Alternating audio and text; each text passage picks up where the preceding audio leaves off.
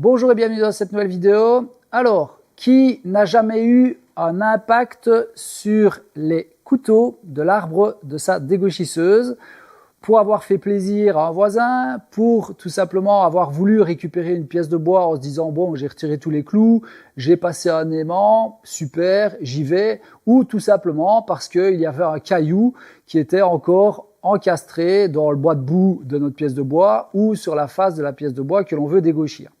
Pas de bol, ça fait une marque sur les fers de la dégauchisseuse et donc chaque fois qu'on va passer une pièce de bois dans cette marque, ça va nous faire donc des lignes dans les pièces de bois et occasionner des heures de ponçage derrière pour les récupérer.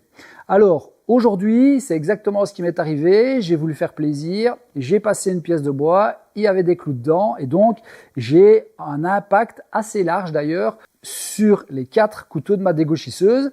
Il revenait de l'affûtage, pas de bol, donc j'ai pas envie de ramener mes couteaux à l'affûtage et donc je vais vous partager ici une petite astuce pour régler le problème d'une manière provisoire en tous les cas. Donc première chose que je vais faire, je vais délimiter l'impact sur mon couteau. Donc je vais prendre un marqueur indélébile et de part et d'autre de l'impact, je vais marquer donc les coups sur mes fers. Je vais le faire sur les 4 couteaux et je vais numéroter mes couteaux. Donc numéro 1, numéro 2, numéro 3, numéro 4. En fonction de votre machine, vous allez mettre le nombre de numéros. Ensuite, le couteau numéro 1, je ne vais pas y toucher. Le couteau numéro 2, je vais le décaler vers la gauche. Je vais le régler et le bloquer. Une fois qu'il est bloqué, je m'assure qu'il tourne librement. C'est-à-dire que je ne vais pas rentrer en contact avec un élément de la dégauchisseuse puisque là, je ferai pire que mieux.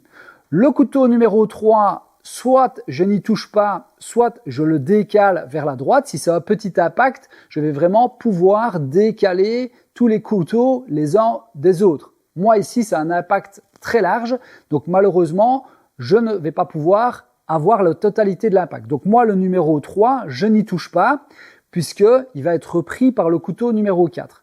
Le couteau numéro 4, lui, je vais le décaler vers la droite et je vais faire pareil. Une fois qu'il est serré, je vais m'assurer qu'il ne rentre pas en contact avec les éléments de ma dégauchisseuse. Ça veut dire que le numéro 1 va faire une trace, le numéro 2 va reprendre le marquage, le numéro 3 va refaire la trace et le numéro 4 va reprendre le marquage.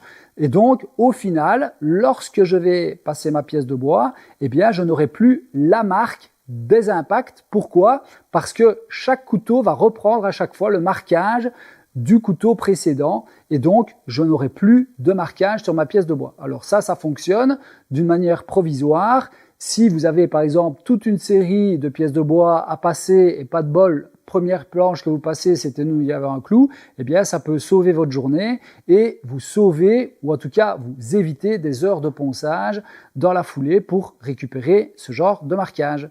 Voilà, j'espère que cette petite astuce vous a plu. Si vous appréciez ce genre d'astuce, je vous invite à vous abonner, mettre un petit pouce bleu, ça fait toujours plaisir. Je vous souhaite à tous une bonne soirée ou une bonne journée en fonction de l'heure à laquelle vous avez regardé cette vidéo et je vous dis à bientôt pour de nouvelles aventures. Salut, salut!